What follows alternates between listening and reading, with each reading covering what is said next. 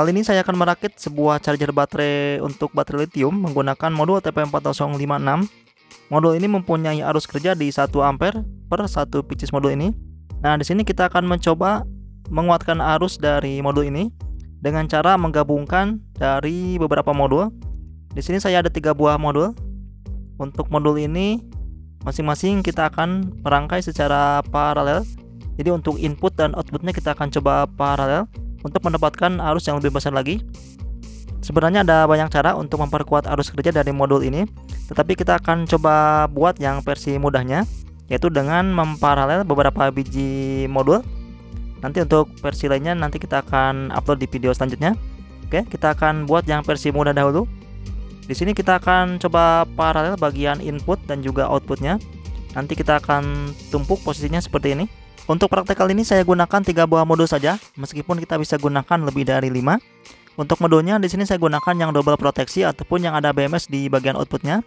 Meskipun sebenarnya bisa kita gunakan TP4056 yang biasa ataupun yang tanpa BMS. Di sini saya sudah siapkan baterai holder bekas power bank yang isi 8 dan sudah ada TP4056-nya. Ini biasa saya gunakan untuk mengecas baterai bekas laptop. Nanti kita coba bandingkan yang satu modul ini dengan yang 3 modul yang akan kita praktekkan di video kali ini. Dan sudah saya kasih kabel coklatnya untuk positif, kabel hitamnya untuk negatif. Sebelum perakitan kita harus menyiapkan dahulu untuk power supply ataupun adapternya. Jika ingin menggunakan charger HP, usahakan untuk chargernya ini di atas 3 ampere agar nanti si modulnya bisa bekerja maksimal. Kalau misalkan tidak ada charger HP, bisa kita gunakan power supply ataupun adapter lain dengan ampere yang lebih besar. Di sini saya akan gunakan PSU bekas komputer yang sudah saya rakit seperti ini. Ini dulu saya gunakan sebagai charger HP universal, jadi bisa mengecas HP banyak di sini. Ini sudah saya keluarkan untuk output 5 voltnya. Nanti untuk mensuplai si TP4056.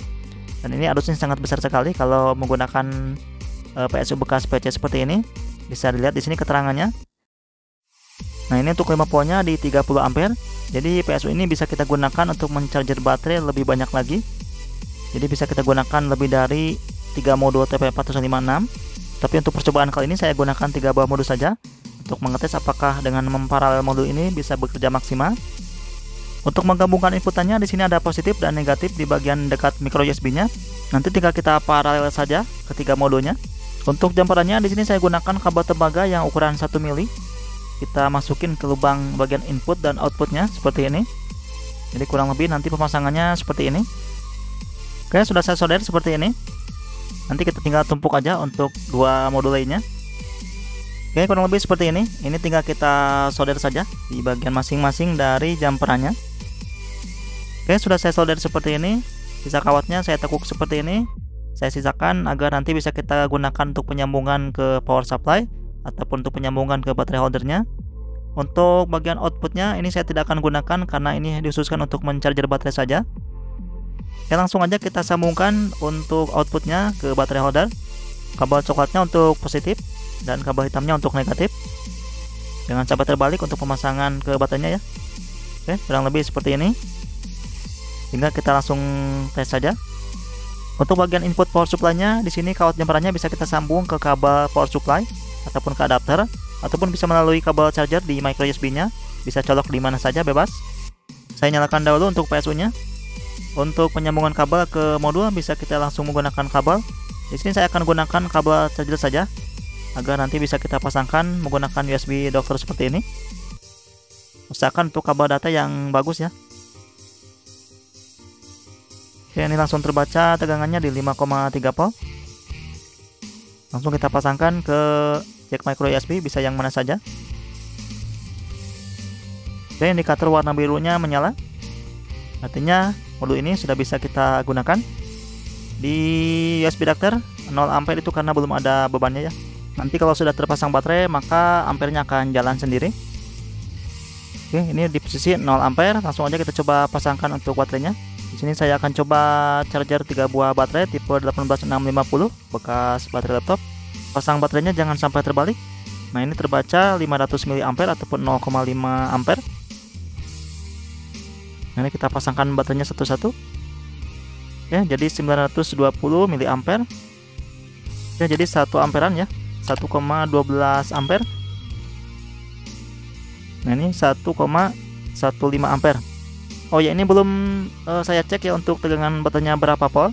Soalnya ini arusnya jadi di bawah 2 ampere ya. Kemungkinan baterainya sudah hampir penuh. Kita cek satu-satu.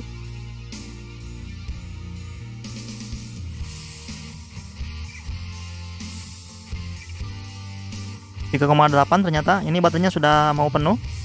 Kita coba cek yang ini. Yang ini 3,9. Jadi ini sebentar lagi baterainya sudah mau penuh ya. Coba yang ini. Ini juga 3,9. Oke, gak masalah, kita cas saja sampai penuh. Apakah dia bisa dicas sampai penuh? Sekaligus kita bandingkan dengan menggunakan satu buah mode TP4056. Jadi kita bandingkan untuk arus kerjanya yang satu mode dengan yang 3 buah mode yang sudah di paralel. Nah, kenapa tadi arusnya di bawah 2 ampere? Dikarenakan baterainya sudah mau penuh ya. Jadi ketika tegangan baterai mendekati tegangan output dari modul, maka arusnya akan semakin mengecil. Dan ketika baterai penuh, maka arusnya akan berada di posisi 0 ampere ataupun tidak ada arus lagi yang mengalir ke baterai. Nah, seperti ini. Ini di arusnya di 1,2 ampere. Nanti arusnya akan semakin mengecil apabila baterainya sudah penuh ya. Nah, ini di 1,3 ampere. Lampu indikator modulnya menyala semuanya. Kita coba bandingkan dengan satu buah modul TP4056. Nah, ini kita langsung aja tes berapa arus yang mengalir. Nah, ini dia dapatnya di 700 mA ataupun di 0,7 ampere. Berarti di sini ada perbedaan ya. Berarti untuk paralel TP4056 ini berhasil ya.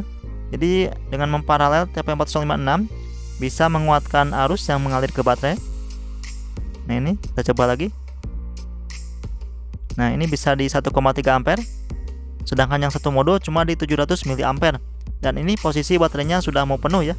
Di tegangan 3,8 dan 3,9 volt.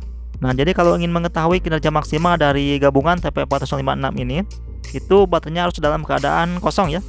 Jadi mengecas baterainya harus dalam keadaan kosong.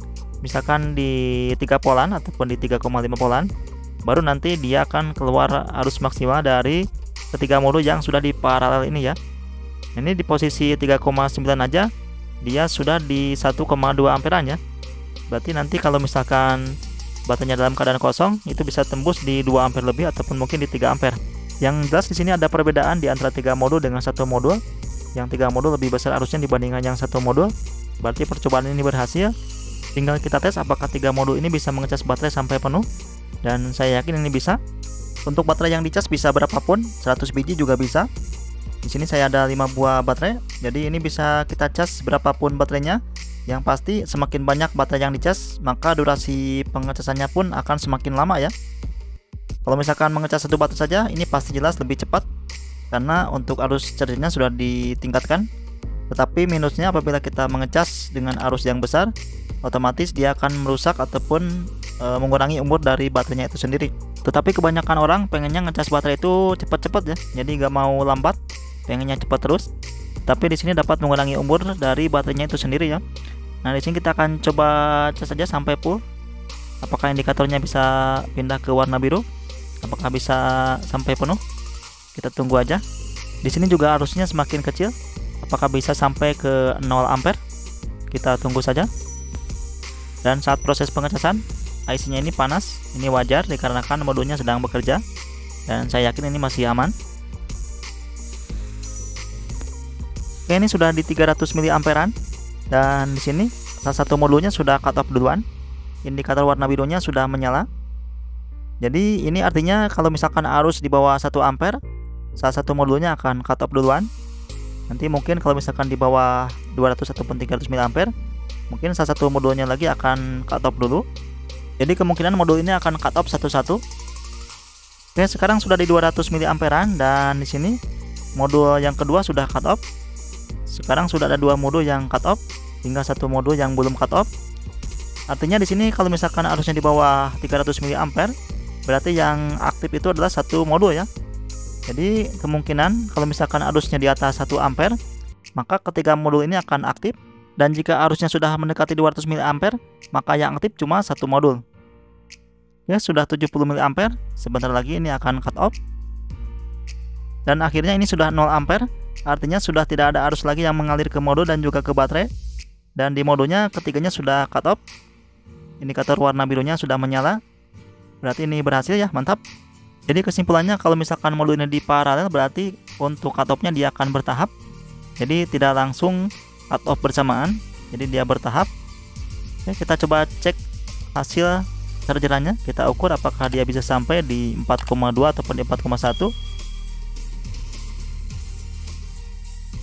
Ini 4,1. Jadi poolnya ini di 4,1. Jadi setiap modul TP4056 itu untuk cut off tegangannya itu berbeda-beda. Ada yang 4,2, ada yang 4,1, dan ada yang 4 pole pass. Seperti yang kemarin kita coba cek untuk yang model Type-C itu di 4 pole pass ya cut off-nya. Nah, jadi kalau misalkan ingin menggabungkan TP4056, kalau bisa dicek dahulu ya untuk tegangan outputnya itu berapa volt, tegangan cut off-nya di berapa volt, agar nanti bisa seimbang untuk memparalel si TP4056-nya. Oke, mungkin segitu aja untuk video kali ini. Mudah-mudahan bisa bermanfaat. Terima kasih telah menonton. Sampai jumpa di video selanjutnya.